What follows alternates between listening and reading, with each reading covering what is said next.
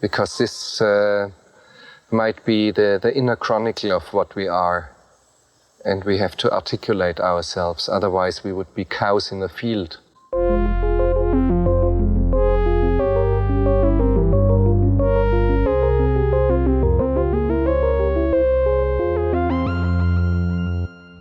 Welcome to Cows in the Field. This is a show in which we discuss the philosophical themes in popular films. My name is Justin. I'm Laura. Today we're discussing Red Dawn. This is the emergency broadcast system. We are under attack by conventional forces of the Russian army. It is believed the lead waves were disguised as commercial charter flights. Communications have broken down with other parts of the country. Large areas of the Midwest may have been overrun.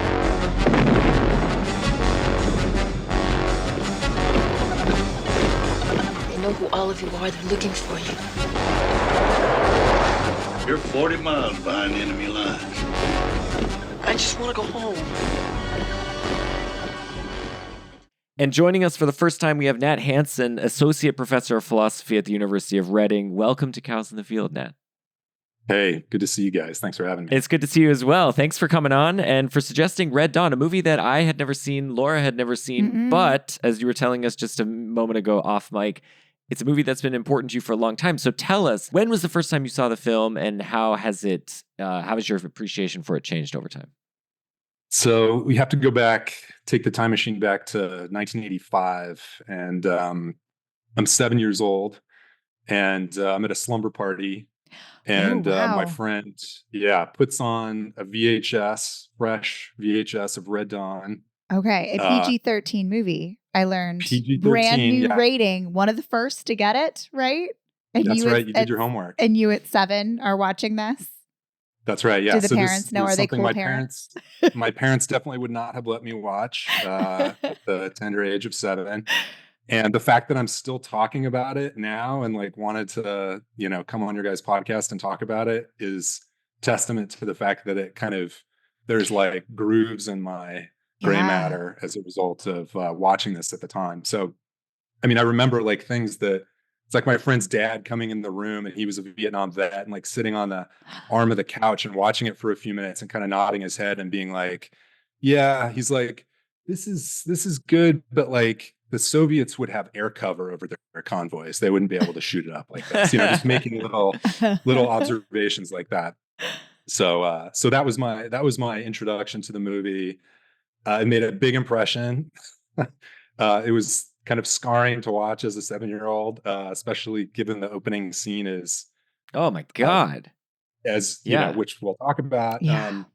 But then, the movie has had this long cultural history where it keeps popping up in weird ways, like in various, conflicts that the U.S. has or that are happening around the world. And, most recently in 2022, the Ukrainians were spray painting Wolverines on the side of the Russian armored vehicles that they had destroyed during some of the initial attacks on Ukraine. So it's this movie, resonates with people who are thinking about violence and invasion and all those kinds of themes. Yeah, it's that is an intense first scene. I'll just do a quick recap of the movie, and then we can jump into some of this stuff. One of the things that the movie starts out with, some guys, they're going to school. We've got Jed, played by Patrick Swayze, and his younger brother Daryl, Matt, played by Charlie Sheen. I'm gonna just refer to them by their actor names. I think that's what we're all gonna do. I haven't mastered the character names. You also have C. Thomas Howell. Daryl's the class president, right? The Eagle Scout class president. Okay, played by Darren Dalton. Yeah. Brad Savage playing Danny, and Doug Toby playing Aardvark. I don't know if I've got all of them, but a fair number of young men go into this school. And in the first scene, I think we should dwell a little bit on the Genghis Khan bit. Yeah. But during a lecture on Genghis Khan, a bunch of military guys paratroop into the schoolyard basically, and the teacher walks out, what's going on? And he's immediately shot, and it's incredibly violent. And then there's just they're just open fire on the school. They're shooting up the school. It turns out it's I guess a sort of Soviet. Well, we had a title card before this explaining this, but the Soviets have allied with the South American forces, I guess in Mexico, and they've come across the border, and they're like Because temporarily. NATO has dissolved. NATO's dissolved. Is a temporal pincer movement, wedging the U.S. between it, and we don't really know much about this until later. But the young guys retreat into the woods. And then they become the Wolverines, and they carry out a series of guerrilla attacks on the invading Red forces. And that's kind of the movie. I mean, and then they have to deal with the fallout of everything that's happened. So is that right? You want to add anything to that, Nat? Because you know the movie better than us. Yeah, no, that's a good summary of I think the first 2/3. And you mentioned like, there are these intertitles that pop up at the beginning that give you kind of like the worst nightmares of Reagan era conservatism. Yeah. They flash by like so fast, it's like hard to read them, if you're not kind of fully versed in that world. So yeah, as Laura mentioned, like, yeah, NATO dissolves, the Green Party takes control of the West German parliament and says that nuclear weapons have to be removed from European soil.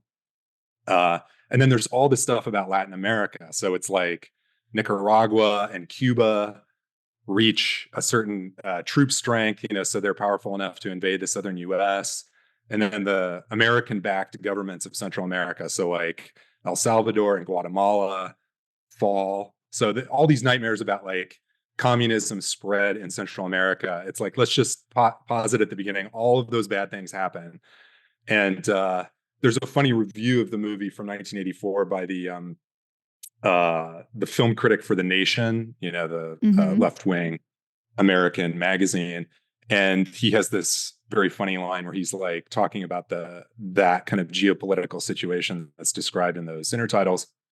And he says, this is The Nation's recommendation for foreign policy, just like writ large. Like, these are all the things that we would like to happen. So it's like, we're out of left-wing governments in Central America, the Green Party taking control in West Germany, and so on. Right. So it's meant to kind of give you this like feeling of dread at the beginning that the United States is on its own now. So what does it look like if we're left alone fighting global communism? That's the setup. Yeah. Yeah, and what it ends up looking like is a classically rugged American individualist, played by Patrick Swayze as Jed, and his team, his ragtag team of young men, football stars, all of them, as far as I know, or many of them.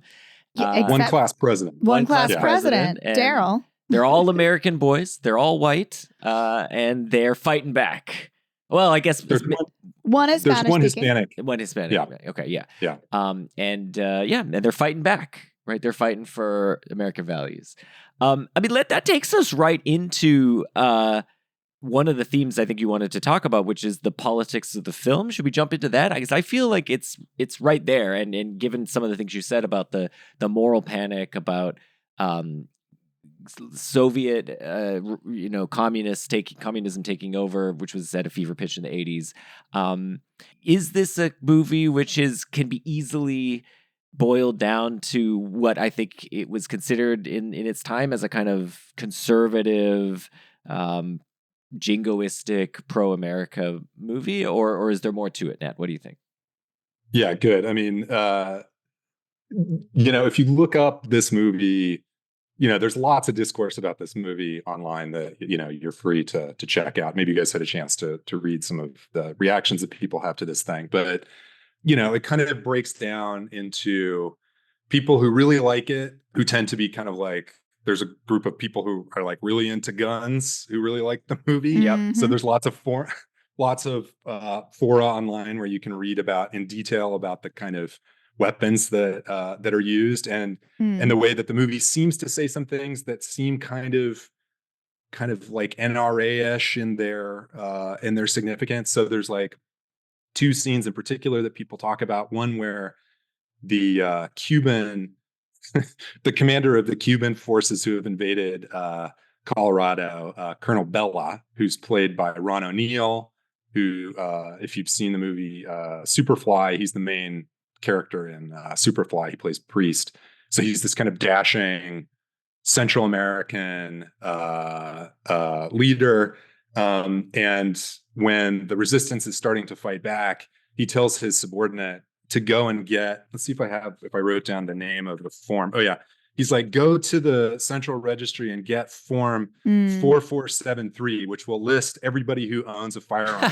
And then like round all those people up, right? And if you watch any of the kind of, reaction videos about Red Dawn, there are many of them where people are like, this is exactly what we're worried about. Like, this is the NRA crowd is like, this is our nightmare depicted on film, right? Yep. And that's the ATF form for federal firearms licenses. Okay, so somewhere, if you're registered, like there's a form 4473.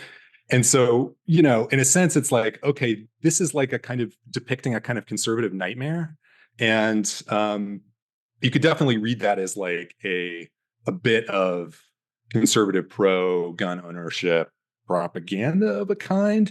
And there's another scene that I'm sure you guys noticed when you were watching it, where after the Soviets invade, the camera pans down the back of a pickup truck that has a bumper sticker on it that says, you can have my gun when you pry it from my cold, dead fingers, which is kind of standard pro NRA kind of message. And lots of people, both on the right and the left, mention the fact that there is that bumper sticker as evidence of the fact that like this is the message of the movie. But so just to put like a little dent in these standard readings, just before getting into more detail, it's like people forget what happens right after you see the bumper sticker. There's a dead guy on the ground in a pool of blood holding a handgun, and a Russian paratrooper comes over and steps on his hand and pries the gun from his cold, dead fingers. Now, if you have to be kind of like irony blind not to see that as like, this gun didn't do this guy a lot of good, like, or that, that's not a straightforward pro gun ownership message, as the paratrooper pries the gun from the guy's cold, dead fingers. So I think the movie is doing multiple things to kind of undercut that standard reading as purely pro, say, American or pro conservative propaganda. It's also,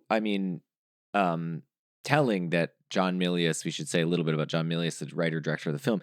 He wrote also Apocalypse Now, which is a movie that I don't think many people would describe as pro-war. No. Now, or pro-America for that matter.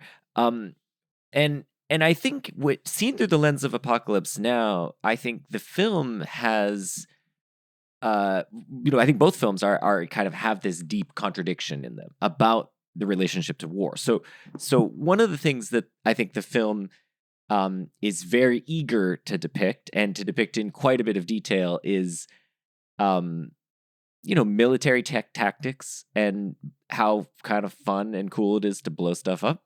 It rules. There's a lot of sort of extraneous, but very large explosions in this movie. Including a sequence right out of Apocalypse Now, where the fighter planes go right over and basically napalm the tree line. And it's really, it's cool. I get that. And it's also, I think, suggesting to a certain extent that, sometimes you have to fight for your home or whatever, and that's the line that Jed says when he's, confronted with like, well, like, we're different from them. It's like, no, like we're fighting for our home. Right.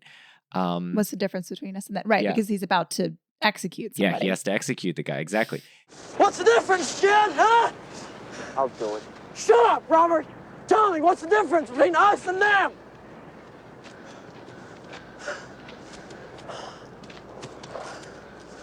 Because we live here. Ah! Don't shoot. Don't shoot you. And then this, just to set one more thing on the table to be discussed, the toll that the war takes on the young men and women seems to be horrific. they're pushed to both psychological and moral and physical extremes, and they're really not in a position at the end of the film. I mean, a couple of them get out, but they're the ones who die valiantly, sure, but die suffering. And in a weird way, one of the heroes of the film turns out to be that guy Bella, who has this moment of redemption when he lets them pass, and he sets down the gun. And we've seen over and over he's been having a lot of second thoughts about this war he's involved in, and that's his kind of redemptive moment, which again suggests if that's the moral arc of that character, that's a upward moral arc for him, namely putting down the gun is actually an upward moral arc. So I think the film's relationship to war and to fighting and to protecting American values is quite ambivalent, but that's my read.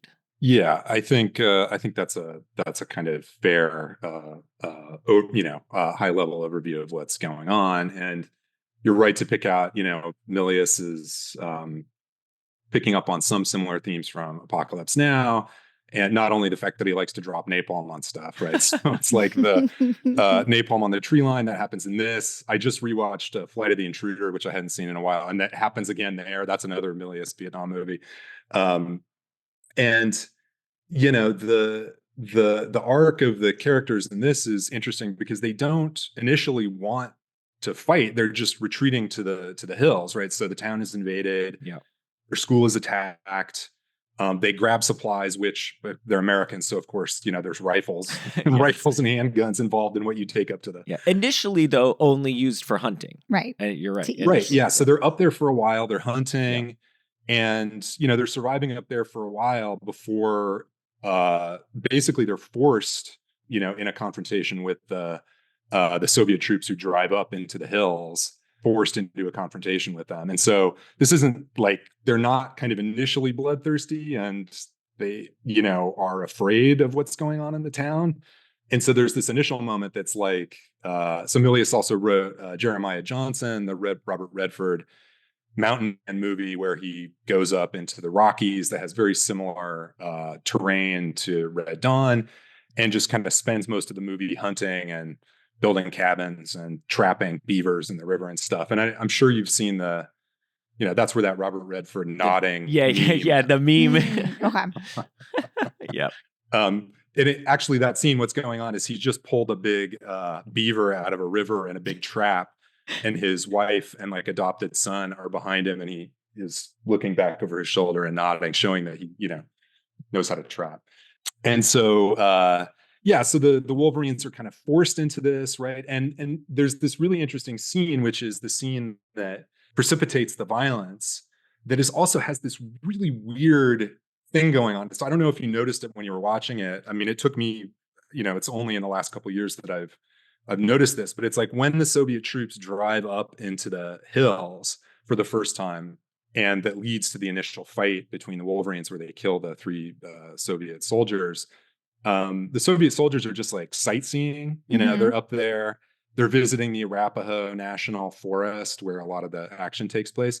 And there's this big plaque. I'm so glad you're going to bring this up. I'm confounded by this. Okay. Continue. Okay. Yeah. Do you want to so you guys just watched it for the first time. So did this scene register with you? Cause I think there's something really interesting. No, tell us. Yeah. Okay. So, well, Laura, did you I can read the quote of what the Russian translates. Well, his translation is all off, but yeah, go ahead. Well, no, it's not correct. Yeah, but what he translates, I think, is interesting, and I was trying to understand. So the actual sign says something about, just says it's the Arapaho National Forest founded by Roosevelt under the Forest Service Act of 1908. The Russian says, I can read English, so he translates it, and he mistranslates it to say, Arapaho National Battlefield. Here was a great peasant uprising in 1908 of wild Indians. They were crushed by President Theodore Roosevelt leading imperialist armies and cowboys. The battle lasted all winter. More than 35,000 were killed. It was the greatest battle of the American West. Right. Good. Thank you. Yeah. No, I hadn't had the entire speech memorized. I was ready to go because I've been trying to figure out what is happening here. Right. And so, So but so please did you tell see us. what the actual text on the plaque, what it actually reads? I couldn't get the clip because I was like finding it on YouTube and it was too fuzzy, but I believe it was something about the forest being founded by Roosevelt. Yeah. Okay. Yeah. It's like a national, it's in that kind of like Smokey the Bear, like chiseled wood kind of typeface, like painted yellow on wood. And yeah, it's just about the founding of the national forest. And it's like, Teddy Roosevelt dedicated it in, like 1908, whatever. And it talks about the kind of trees there and like how many, it has numbers on it, but it's about like the acreage of the forest and, nothing about battles, nothing about imperialist armies and cowboys. And so, the Russian soldier, they're like, oh yeah, you speak English, translate this thing. Okay. Okay, that's intentionally doing something interesting, right? So one question is like, what's going on in that scene? And even though the Russian, like, there's no battle that took place for 35,000, none of the battles in Colorado or in the American West were of that magnitude. He's completely making this stuff, making most of it up. But what he's doing, in a sense, he is picking up on the bloody history of the American West that's not encoded on the that kind of sign, right? That's not right. part of and there was a massacre of Arapaho Indians by American cavalry. I mean, not on that kind of enormous magnitude, but still, nasty, bloody massacres taking place in that area. And so it's like the Russians like accidentally like get some of the history of the American West right, even though the official story like doesn't include it at all. And so there's several moments like this in the movie where there's like the official ideology, and then there's like what's really going on, and everybody is constantly thinking that the official ideology is giving them the real picture of what's happening, and then there's like the real thing that's happening, and that's the first moment that happens. And there's a couple other times when we can talk about, but I mean, that scene's interesting too because it shows like the first act of violence that the Wolverines commit is Danny, the youngest member, shooting the big Russian kind of Cossack-looking guy in the camouflage in the back with an arrow. Yeah. Right. Because he grabs one of the girls. Yeah. Yeah.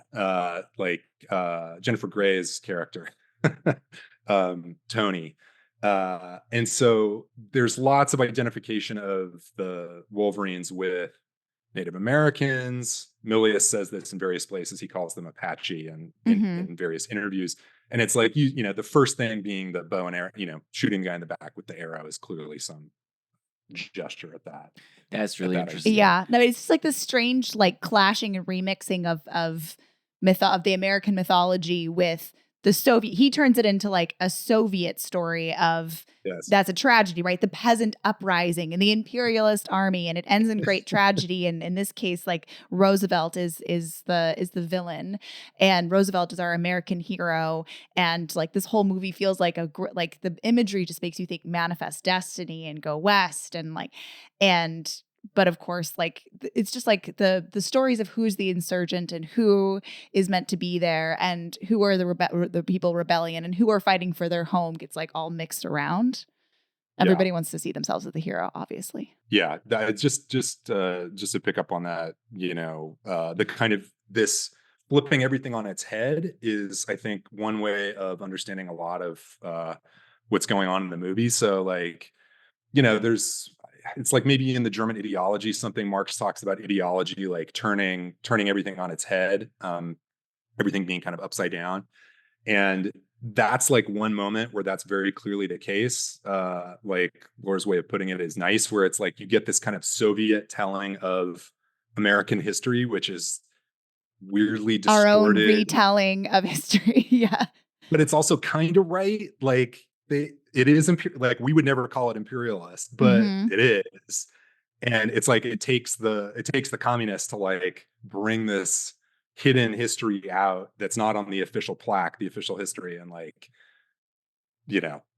describe what's in some ways what's going on. So I want to ask you, Ned, about this reading, because it gives new light to a quote I saw from John Milius about the film. So he was talking about how the original script was more Lord of the Flies, and he updated it and was very proud of that. And one of the reasons he thinks the movie holds up is that he says, when people ask me what the movie's about, and I say it's not about the Russians, it's about the federal government. Oh, God. Okay. Now, I initially thought, okay, well, this is a guy who carries a gun with him everywhere he goes, and obviously the moral panic of the roles of gun ownership and stuff is right there on the text. Yeah, he's Charlton Heston. But you're suggesting that what he means by this, maybe, I mean, one way to read this that I hadn't thought of is that it's about the federal government during the 1800s, when we are going west and massacring native peoples on all the way as we go as this imperialist mass, and that the Wolverines are not supposed to be the white Americans who colonized this country, but the Native Americans. They're the Apache heroes fighting for their land. Now, but the thing I want to ask though is, but this is also John Milius, a guy who lobbied Congress to award President Theodore Roosevelt the Medal of Honor, posthumously for his conspicuous gallantry on Teddy. San Juan Hill. Like it seems like the guy himself actually is a big fan of Theodore Roosevelt, the war veteran, the imperialist war veteran. They like that he just likes that he made a lot of forests. Well, okay, but so this is why. So, I'll give you my answer to my question, but my answer is sort of like, well, I think this is a guy who's deeply conflicted about a lot of stuff. But anyway, tell me, I mean, how would you reconcile these, these dimensions of this? So it's like he loves Teddy Roosevelt, and the movie it's like it pans down. There's a statue of Roosevelt at the beginning, right? And one of his earlier movies, The Wind and the Lion, like Teddy Roosevelt is one of the central characters in that, fighting the Barbary pirates. Sean Connery plays a Barbary pirate in that. Anytime Sean Connery is playing not a Scottish, but he's got the same accent, I'm all in. That's right. Yeah. Well, and so Hunt for Red October too. Milius, Connery asked Milius to rewrite his speeches as the Russian sub-commander Marco Ramius. So there's like a deep Connery simpatico relationship with Milius. Okay, but so the question, is there this other way of reading things, which is like, this is a kind of, you can read this in a way where the Soviets are stand-in a way for American westward movement, and and the Wolverines are the resistance of the Native Americans. There's definitely other suggestions that some of that kind of thing is going on. So I mean, think about, they're all riding horses, right? It's like the Wolverines are using lots of stolen, weaponry that they've taken from the invaders. They're using these kind of hit and run tactics and the standard kind of, hitting these kind of wagon trainy kind of like trucks, like carrying supplies and so on. And then they bring in this, when the Soviets finally get serious about stopping the teenagers after they actually blow up some airplanes, do some serious damage. They bring in this serious Soviet special forces guy, Strelnikov, to kind of just be like, take care of these insurgents. And okay, so here's the cavalry, right? And he's riding a white helicopter, these white helicopters, cavalry on white horses. It's pretty clear that those themes are definitely going on. And Milius talks about kind of the Wolverines having training like Apache and so on in his various interviews. So I think there's definitely that's one way of understanding what's going on. And my my wife just texted me. She's like, mentioned Fort Apache. So John Ford, Fort Apache, John Wayne, and Henry Fonda. fantastic, 1948 cavalry fighting the Apache.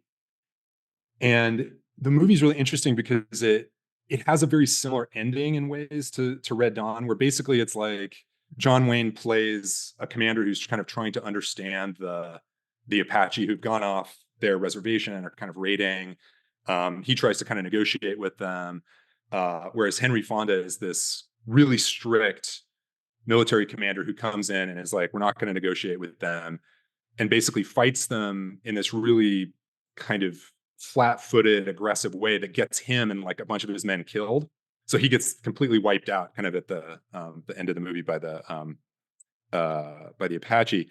And then the end of the movie is this kind of like false retelling of his story where John Wayne is talking to these politicians and journalists, and they're talking about this kind of myth that has grown up around Henry Fonda's character. And John Wayne knows what really happened and was, annoyed at the time that, very upset that Henry Fonda got all his men killed and like wasn't trying to reach a deal with the Apache, but like just kind of fight them come what may. And John Wayne at the end is basically plays into this myth of what the fighting was actually like. And the ending of Red Dawn has this similar weird like retelling of what happens in this kind of mythical way that isn't really at all what happened. It's kind of like doesn't capture what actually happens in the movie. So that's another, just to put a couple kind of pins down about the reading that you were suggesting, Justin, about like thinking about this in kind of Western terms.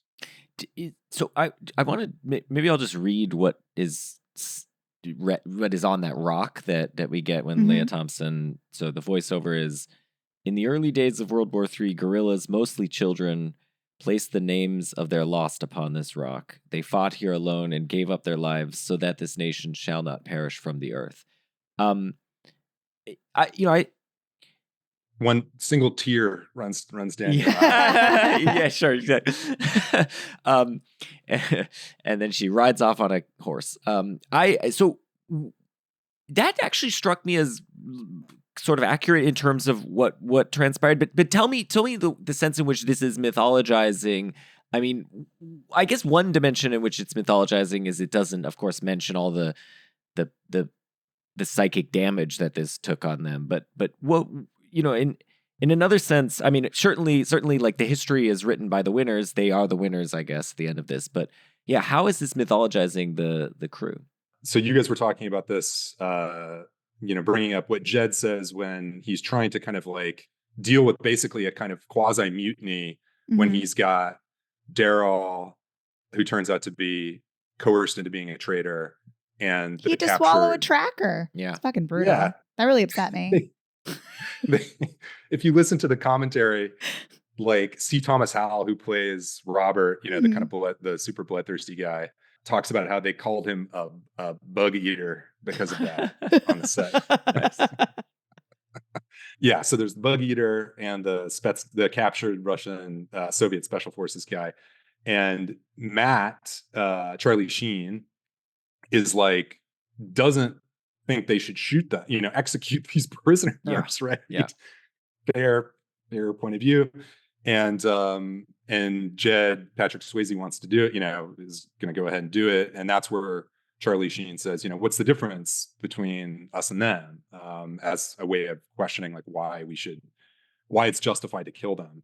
And Jed's answer is, we live here, right? So that's like as philosophical as their justification gets. Like it's that, and Jed one time, basically says we need to fight until we don't hear the sound of jets flying over anymore. Okay, so there's no like pro USA kind of link. It's not like our freedom, our democracy, or we have to fight to protect these things. There's none of that. Even though, like, if you read the right wing, the conservative journalist like criticism of the movie, like in the National Review or something like that, they're like, oh, this is a very pro-American movie. It's like they're fighting for American, democracy and freedom, but they don't talk that way. And the motives that they have are basically, defending their homes, defending against kind of colonialist invaders. Right. And then kind of like revenge, for their family members being killed, and just sheer bloodthirstiness in a certain way. So like Robert, is like kind of the model of that. And so nowhere in the discourse of the movie within the characters and how they understand what they're doing is there a sense that they're fighting so that like the United States will not perish from the earth. Yeah.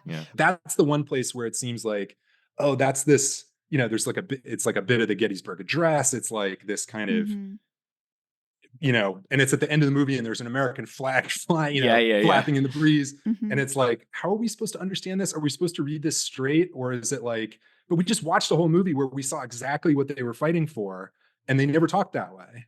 Right. That's interesting. Yeah. And like it's like not the dialogue that's patriotic. It's like the iconography. It's just the look of these, strapping white young football players fighting against men in Soviet uniforms that feels so rah-rah American and jingoistic. And they don't choose to be like, they don't put the American flag or any American references as their like banner that they wave. It's their local football team. It's so local, right? They're not the Paul Reveres or like the Eagles. Like they're the little rodent, but very feisty, as we learned. As the invaders call it, the local sports collective. Yes, but everything in Soviet That's lingo. really interesting. So one way to read this, then, I didn't see this. So one way to read it is that their fight, which was just for their home, not for their nation. They don't know anything else. They don't talk about anything else. Was their parents was co-opted by the nation in its right. So in the country of the U.S. wins in the end, and then co-opts the story of resistance of the Wolverines and uses it as propaganda, basically military propaganda or whatever nationalist propaganda for their own ends to show the fighting spirit of the nation. Right. Yeah. That's interesting. I think the movie gives us enough ammunition to, exactly. Enough to question that final reading, where it's constantly doing this undercutting kind of thing, like with the Arapaho National Monument plaque. And it's not, and it's doing this in a more general way. So it does it for the Soviets too. It's not like a purely, kind of American criticism, so this goes by really fast, but it when the Wolverines go into town for the first time and are just checking things out, before they've started fighting, just to see the occupation and see if their family are still alive, they walk past a movie marquee where the Soviets are playing Alexander Nevsky, the Eisenstein movie, and it's like free, come see Alexander Nevsky. And the plot in Alexander Nevsky, the plot is the Teutonic Knights invade Russia, and the Russians have to defend against basically these, guys who were wearing like German style Stahlhelm helmets, like, so it's made right before World War II. So it's clearly like Russia defending itself against the Germans. And it's, that's a kind of Russian propaganda movie, but it's also a movie of resistance to invasion. That's what the movie is about. It's about fighting these people who come in and massacre your families. And so the scene immediately after they show Alexander Nevsky on the marquee, they go to I want to talk about the drive-in, right? So thinking about American iconography, and the drive-in becomes the re-education center or a new kind of re-education center. And when they have that funny interaction, this very intense, melodramatic, weepy, in some ways very strange interaction with Harry Dean Stanton's character, Mr. Eckert, the dad of Charlie Sheen and Patrick Swayze's characters. He does a lot of times I think people don't know what to do with the scene where they're having this tearful interaction and he's like, stay alive, and they walk away, and then he does his avenge, he's like, avenge me. Yeah. Avenge me, boys. And boys! Avenge me! Avenge me!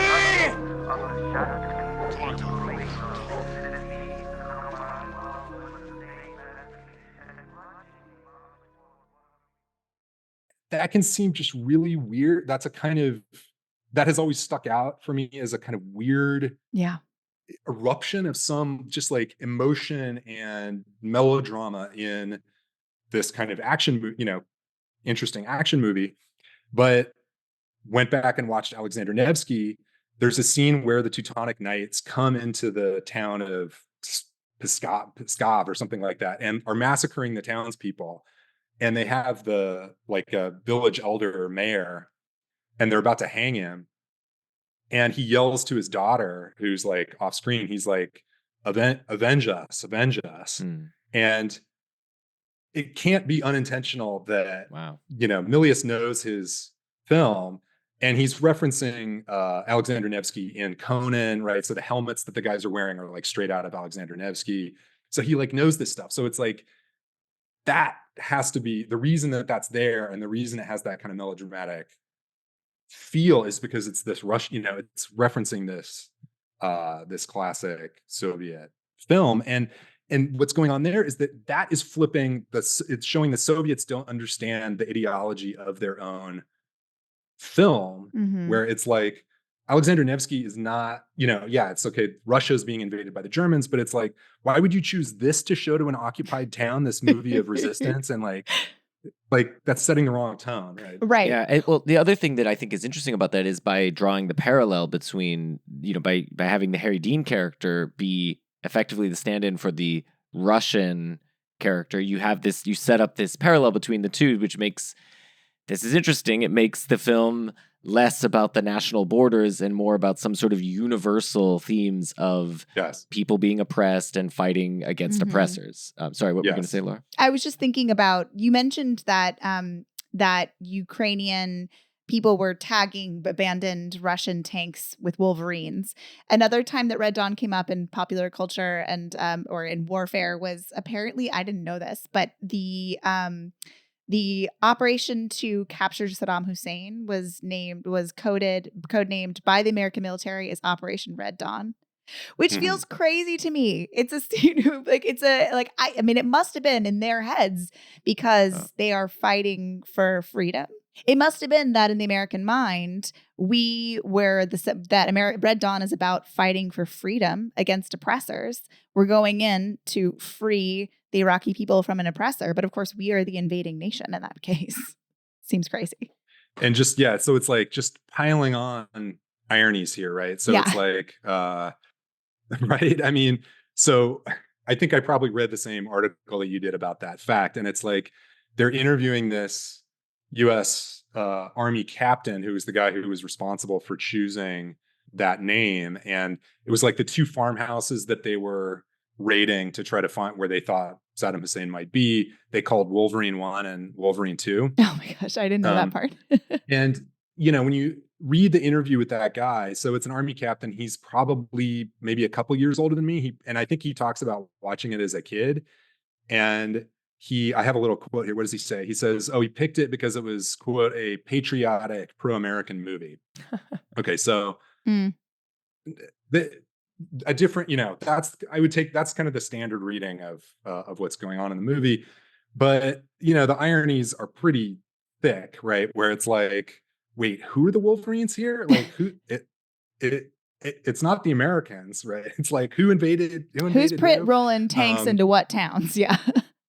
Yeah, exactly. And so what that shows is just another example where it's like, okay, the Soviets misunderstand the significance of Alexander Nevsky, and the Americans do exactly the same thing for Red Dawn, right? It's like that. This is not what this movie is not about. Like, Americans blow up everything in sight, even though that does happen.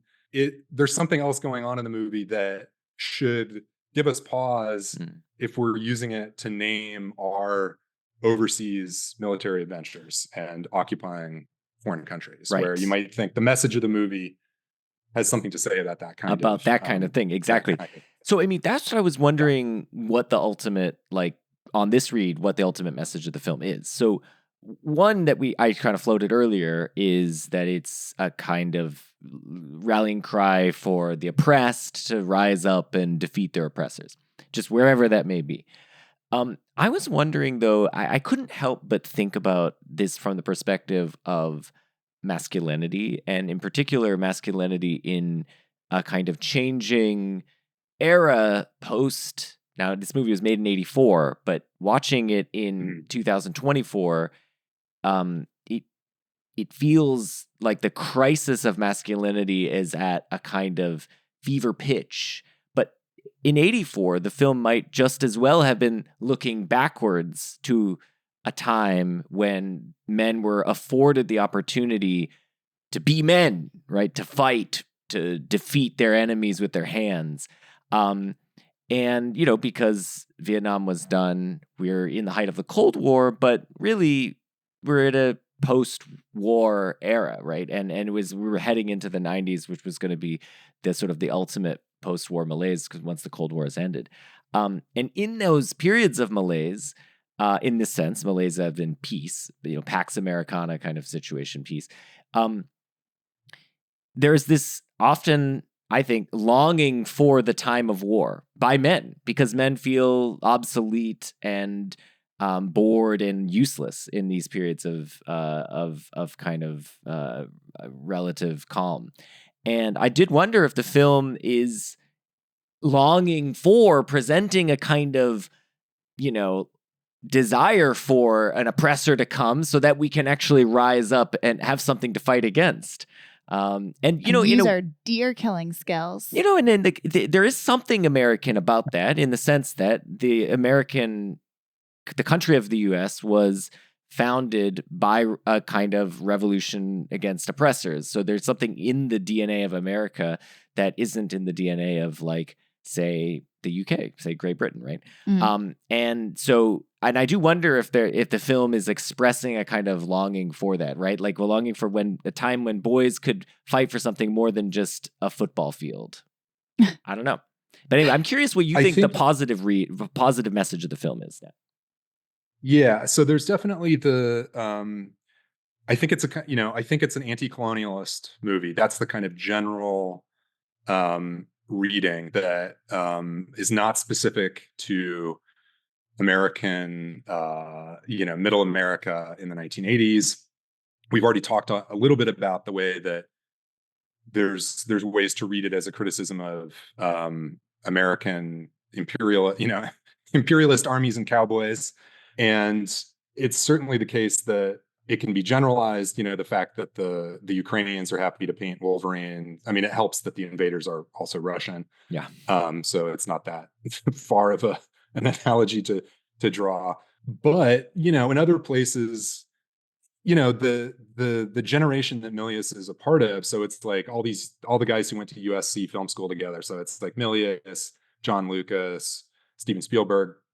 It's like, at least Lucas, also thinks of his magnum opus as a kind of anti-colonialist message, so it's like Star Wars. He, in various places he says this, that it's like the rebels are the Viet Cong. That's what he says in in an interview. And so it's like, Milius in an interview says that you could think of the Wolverines as like the Viet Cong too, right? So it's like, this is not it's interesting to think about, getting back to a point that Laura made earlier, this thing about like kind of inverting standard stories of what's going on, where it's like the US isn't invading places. That's what we normally do. It's like, oh, we're being invaded this time. Okay. What does that mean? What it does is it allows the movie to get inside the American psyche in a way and be like, what is it like to be what is it like to be taken over by someone else? It's like, okay, we're doing this, but it's like, it's hard, if we get American movies about Vietnam, typically in this period, it's about like the experience of American soldiers in Vietnam and everything that went wrong. And, you could have the Rambo version that's like, go back and make things right, once the gloves are off, and rescue the guys that we left behind.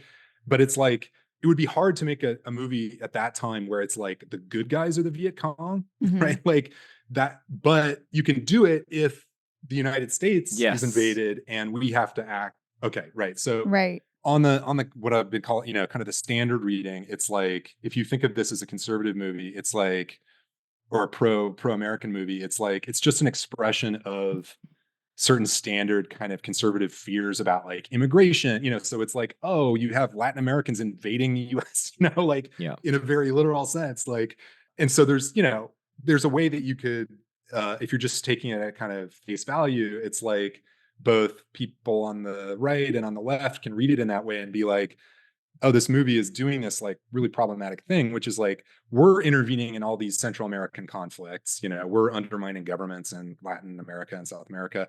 And yet we are like the victims somehow, like this movie is making us the victims. And it's like on that reading, it can seem really just like, a kind of morally corrupt kind of piece of art. But I just think that that's a mistake. Like, I think it's doing something really interesting, which is like, what would it take to get Americans to understand what we're doing? Yeah. It's like, we so far haven't been good about imagining ourselves into the position of the people who we are, whose governments we're toppling and who sometimes we occupy and who we're propping up militaristic governments, all that kind of stuff. So we haven't been very good about imagining ourselves into those positions. So it's like, okay, well, let's do something that like will resonate with any American, which is like to see how mad you would be and how bloodthirsty you would be if your country was occupied by somebody else. Yeah. Right. And like if your high lengths school that you would go to was shot up out of like in Calumet, Colorado, and they just come in and start the scene of like the boy who got hit and like who got shot in the head and is dangling out the window. Like, I mean, to me that can bring nothing up but active shooter Columbine imagery to me now. Like, but that's like the most scary, vulnerable thing is to send your kids to school one day and they're attacked. So that immediately puts us in that mindset. Yeah. And I mean, the other dimension of where this is actually text is in the character of Bella, who explicitly, the occupying commander, who explicitly voices his misgivings about the fight,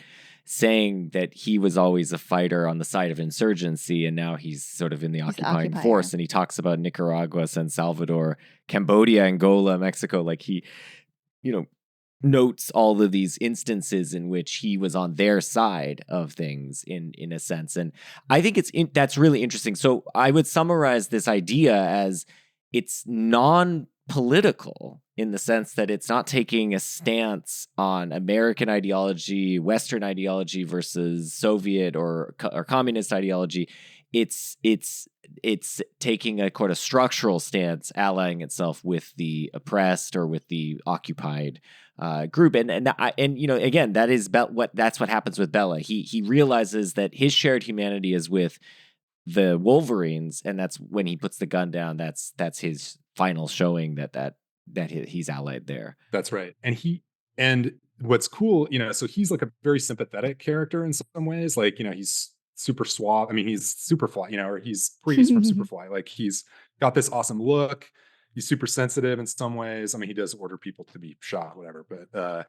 But right, the fact that he's like a sympathetically portrayed character, and he lists like all of these. All of the kind of 60s through the 80s, like wars of communist revolution that involve like fighting back against kind of Western backed governments is like Milius, and Milius in a way is kind of like an embodiment of the kind of, very somewhat discredit, the idea of like a horseshoe theory of politics that like if you go far enough right, then you become like a leftist or whatever. And he himself talks this way. Like he says like, I'm so right wing that I'm a Maoist, right? And he's like, I'm a communist. And what exactly that means is somewhat unclear. But he says outrageous things all the time, and he basically what he's opposed to is a kind of like this kind of bloodless liberalism, right? That's so the one kind of character who's very negatively portrayed in the movie is the mayor, who looks like a kind of Michael Dukakis kind of character, but yeah, so just to get back to, so Justin's question about kind of like like this question of masculinity and the fantasy of going up into the mountains and being self-sufficient. I think that's a good question. And on this, the most recent time I watched it, it was like the thing that stuck out the most was one. So on the masculinity front, like one, how everybody is always saying, like Mr. Eckert and Jed are always like, don't cry, like no crying in the Wolverines. But everybody's crying all the time. Everybody's crying all the time. It's like there's so much crying in the movie, like, and it's very weepy, like, and that's like really important, actually. So there's this melodramatic aspect to the movie that often also doesn't get mentioned, but it's like very touching. And like Patrick Swayze is like such a good actor that he can pull this off. That like, it's genuinely sad, like when he and Matt know they're gonna die, and like they're sitting together in the snow, like in the playground, like the dad was talking about, like, and they're genuine. They express emotion when people get they're sad that their family members are killed, and they show it. I love you, Maddie. I know. I love you too, Jen.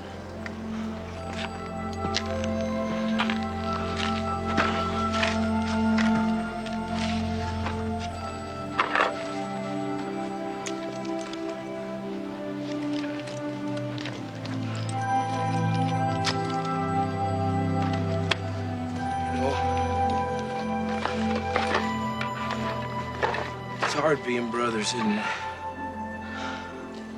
Yeah.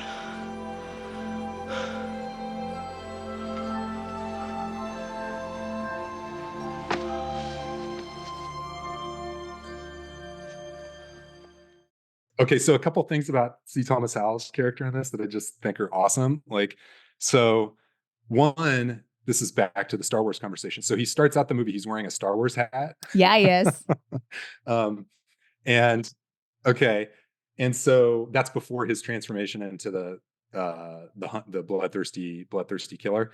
And it's like the awesome scene where he does shoot the deer for the first time, and Matt and Jed tell him that he has to drink the blood, as a tribute to the spirit of the deer, and this will make him into a real hunter. I mean, that's like a very on the nose, like he is literally bloodthirsty, like he drinks that entire mug of deer blood, right? So it's like a very clear marking that he's going to be the bloodthirsty character.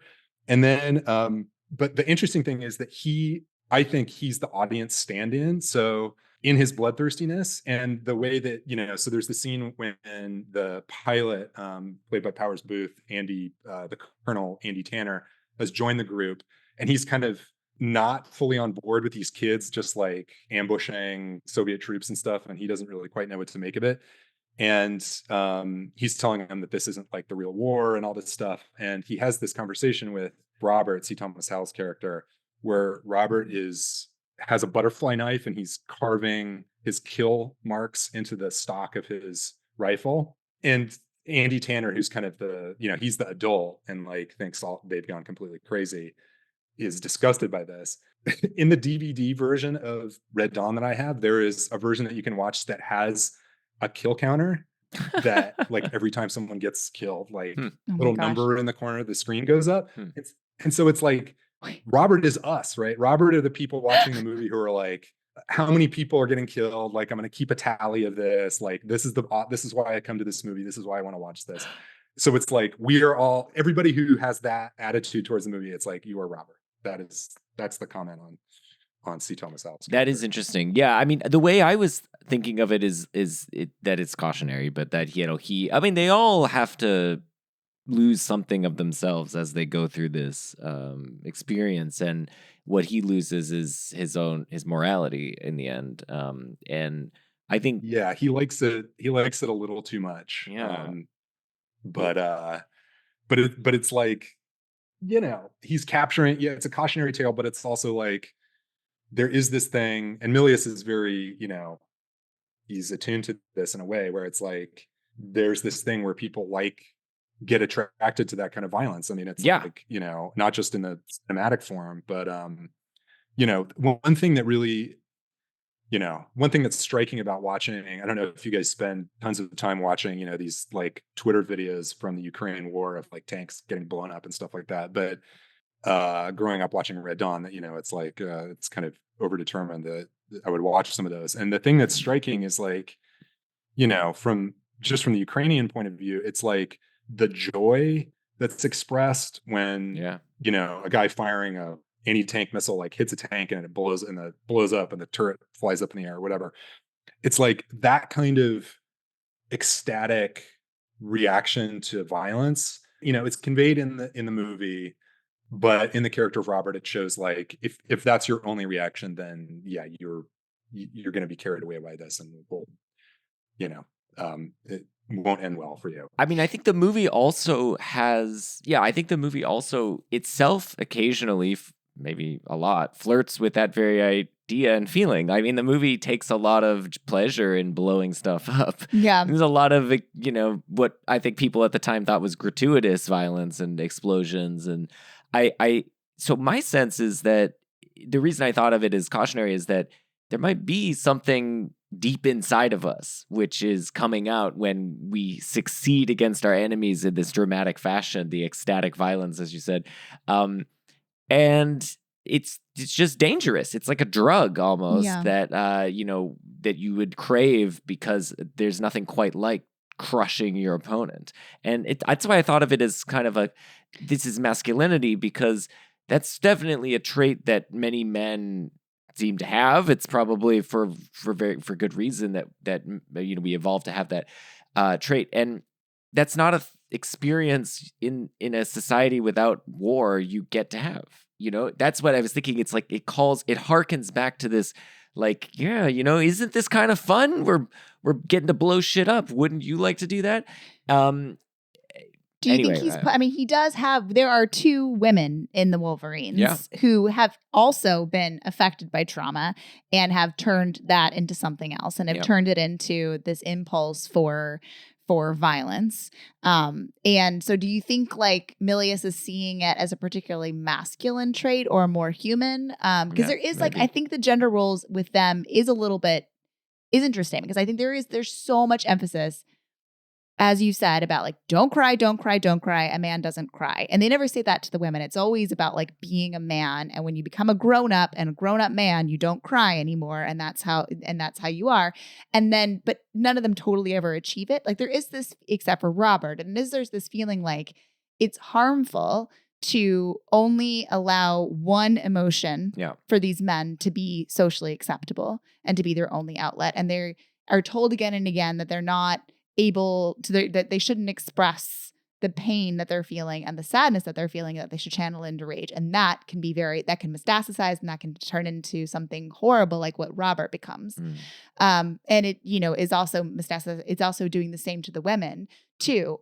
But the women are not grown up and they're not raised in a way and told that certain emotions are not acceptable for them to express. Oh no, I mean, but so yeah, women characters are great. I mean, I love both Leah Thompson and Jennifer Grey in this, and it's like, hopefully we'll get to talk about kind of these characters and their other roles in teen movies at the same time, and how this movie, watching this now, might affect your viewing of Ferris Bueller or Back to the Future or right, but so the notion of the violence, the women and the violence in the movie, they're incredible fighters, right? So I mean, they're often wielding the gigantic kind of heavy machine guns that are blasting apart the Russian convoys. Jennifer Grey, volunteers to booby trap herself as she's dying, right? To take one more Soviet soldier with her. She's a badass. And so this is, it's totally badass. And I love, and it's like, there's something awesome. It's like Jennifer Grey in the down vest with like an AK-47 is just like a ridiculously strong look. Yeah, it's killer. But so one of the things, that is in the background also in terms of film references in the movie is the Battle of Algiers. And Milius talks about the Battle of Algiers in a couple of places as like a very important movie for him. And originally, before Francis Ford Coppola was going to do Apocalypse Now, it was originally going to be George Lucas taking Milius's script and shooting it in a kind of Battle of Algiers kind of format, kind of black and white, like handheld faux documentary kind of style. So that he has this history with this movie, and there's two places that are just very clear visual allusions to the Battle of Algiers. One is when Colonel Strelnikov, the kind of really badass Soviet Spetsnaz special forces guy, is brought in to kind of finally take care of the Wolverine problem. And he marches into town at the head of this military parade, and there's like people being forced to wave little Cuban flags or whatever on the sidelines. And that's straight out of Battle of Algiers, where the French paratrooper Colonel Mathieu comes marching into Algiers to take care of the uprising in the same kind of way. And it's clearly an illusion. And the briefing scene that follows is like the scene where Colonel Mathieu in Battle of Algiers explains why torture is going to be necessary in dealing with the insurgents. Okay, so that's one clear parallel, and then that's picked up on by various critics who talk about the movie. But there's another parallel that, as far as I know, no one has mentioned. That's just very clear. And so it's like the most striking scene in Battle of Algiers is when the three women resistance fighters go and plant bombs in cafe, like the Milk Bar and the disco and in the Air France office.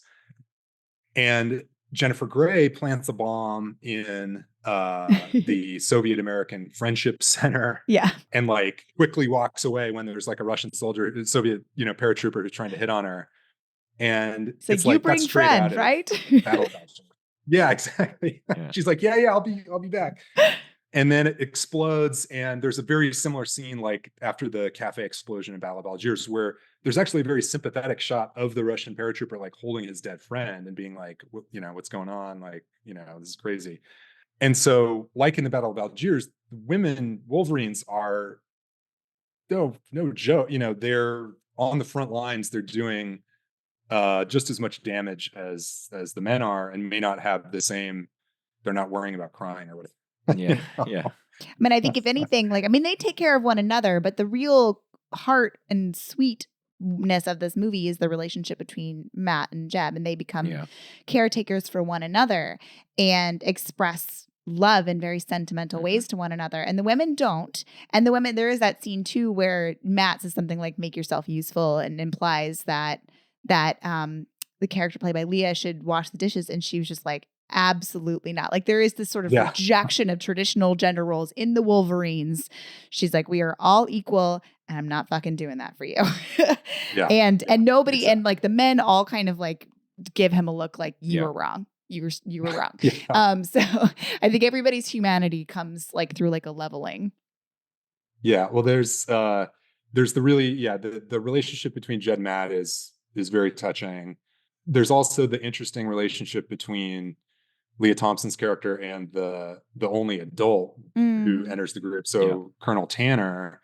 And so I was talking to my wife about this, and she's like, maybe this reflects like Leah Thompson just like falls in love with anyone, or, it's like, whether it's like her own son, Calvin Klein undies, like whatever it might be. Yeah. Just whoever, it's like old man who parachutes into the camp. Yeah. It's, traveler from the future who happens to be your own son. Anyway, so, but yeah, so, and Colonel Tanner is a really interesting character too. I mean, Powers Booth is great. Yeah. And he's skeptical of the whole thing. So he's like another really interesting figure where he is like, he's like the adult who is kind of giving a reality check to all these kids who've been fighting and everything. But he's basically like, you guys have no idea what the real war is like. The real war is like 400 million Chinese being killed, Washington, D.C. being nuked, Denver being under siege, and like people, eating each other. It's like, what you guys are doing is interesting, but it's like, it's just not, it doesn't matter in the grand, like the real war is out there. The Russians need to take us in one piece, and that's why they're here now. That's why they won't use nukes anymore, and we won't either, not on our own soil. The whole damn thing's pretty conventional now. Who knows, maybe next week will be swords. What started it? I don't know, two toughest kids on the block, I guess. Sooner or later, they're gonna fight. That simple. Maybe somebody just forgot what it was like. When, you know, and so when he eventually is like, I need to go back to my unit, I need to get across the front lines.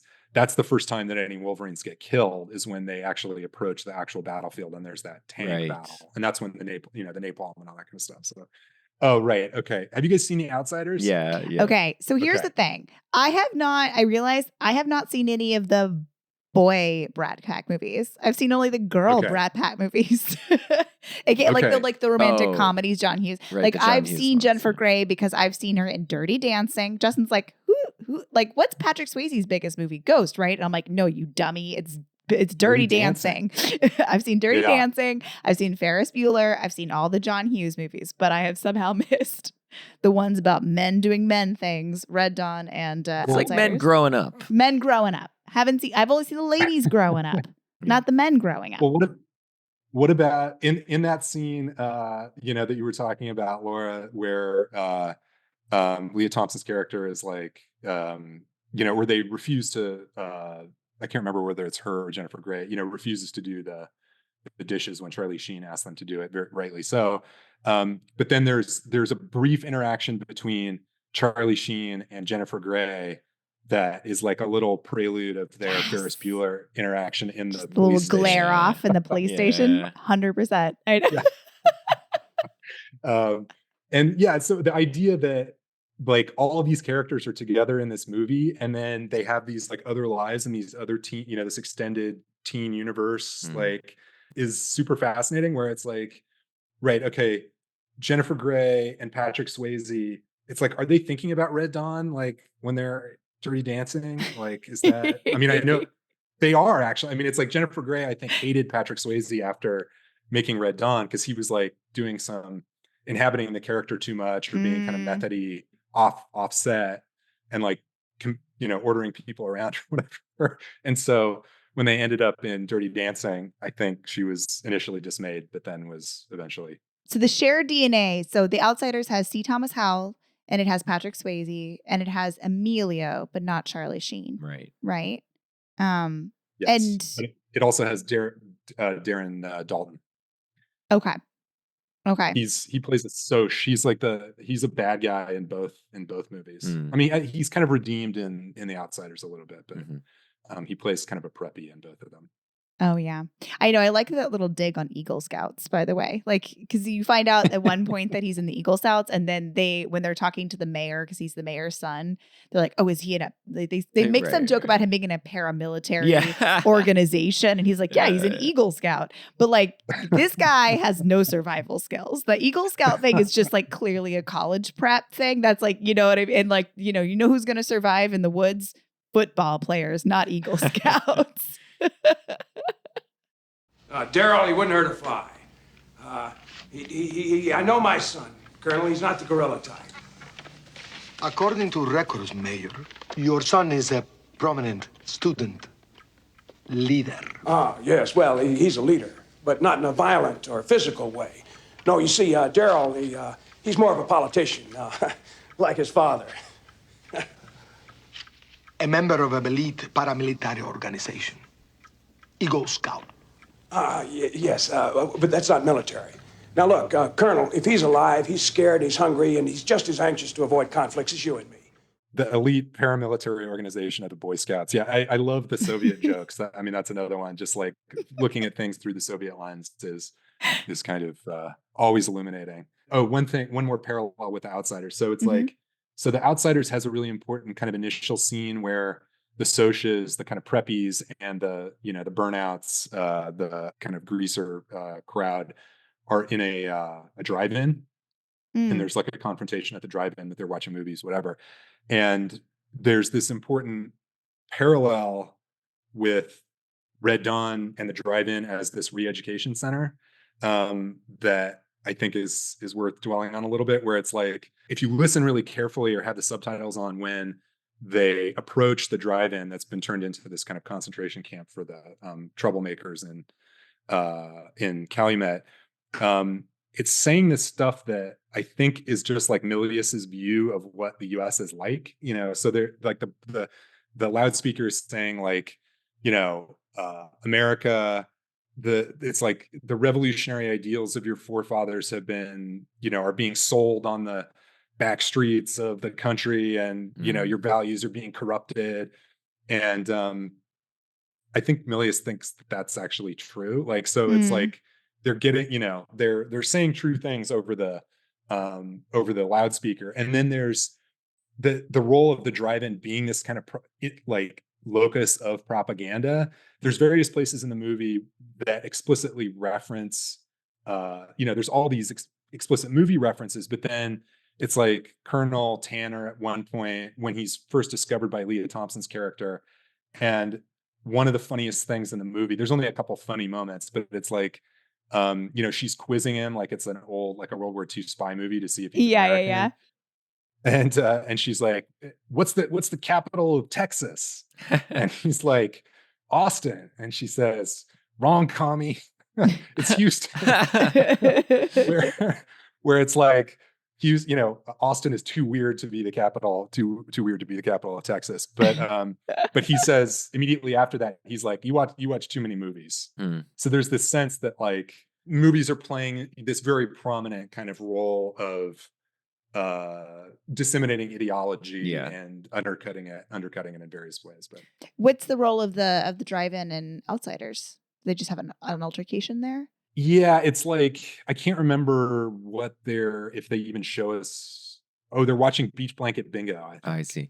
If you want ideology, American ideology. But even if it's not in the Outsiders per se, I mean, the point that when you said it the first time, Nat, I was like, yeah, I guess that is right. Like the drive-in is the place where we go to become enculturated into American values, right? Via popular films. And so, it's also interesting that the drive-in in the 50s culture, which really I think has lost a little bit of this now as it's gone on, but throughout the 50s and 60s was a place for dating. So it's not just a loci of propaganda, but also of procreation and propagating the American culture, both, literally and ideologically. And I mean, as it was depicted as such. That's the image before your mind is like couples making out at the drive-in. Yeah. But so it is interesting. I didn't even think about that when I was watching and seeing, of course, this being projected, the would be considered, I guess, from the Soviets, anti-American ideology, but would be considered by Milius to be truth-telling about the current American foibles. That's really interesting. America is a whorehouse where the revolutionary ideals of your forefathers are corrupted and sold in the alleys by bankers and political ones. You grow fat on the flesh of freedom fighters and wash your dirty hands in the sweat of the oppressed peoples of the world. Now you must pay. Now you will pay for the napalm that burns the bones from the back of the pen fought by hand that you pay. I think I love this movie. I think it's still relevant now. It's like if you think of it just as a kind of weird artifact of Reagan era, kind of right-wing Reagan era preoccupations.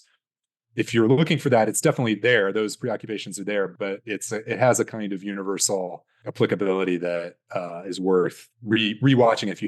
If you've watched it before and haven't watched it for a long time, or if you've never watched it, it's worth a watch. Well, Nat, thank you very much for that and for bringing. I mean, well said. There were a lot of points you made that basically forced me now to rethink my relationship to the film, because I have to be honest, I didn't. Everything you said, in some sense, I was like, oh yeah, of course. Like I did see this movie, but I didn't see it in the way that you were suggesting, and that's really cool. And I really appreciate that. And I hope our listeners, maybe some of them already saw that, but I think many of them, like myself, will now need to revisit it with fresh eyes. So for that, we are grateful, and thank you very much for being here, Nat. Thank you guys for having me on. It's a lot of fun to get, it's a pleasure. It's like at this stage in our academic careers where we're like, where it's like mid-career. Yeah. You can you don't have to keep talking about like gradable adjectives or, exclusively conditional, so you can talk about the movies. Dawn. The movies that you grew up with. Being a professor is all about. Yeah, exactly. Yes. And your new book, Red Dawn: A Philosophical Analysis. No, Red Dawn Reconsidered. Nat Hansen, edited with new quotes from John Milius, will be forthcoming soon. And our power just flickered again. Do you think it's the Russians? It might be the Russians. Yeah, we've just for the listeners, we've lost power several times throughout this recording. It will be edited seamlessly. You will never. No one will know that we got kicked off with Nat like 4 times. Yeah. It is going crazy right now. We might fully lose power. Before that happens, I'm just going to say thank you very much, everyone. We are at Cowspod on Twitter. You can find us on the web at cowspod.com. And in 2 weeks, we'll be talking to Agnes Callard about Dogville. So see you then. Bye. Oh my gosh.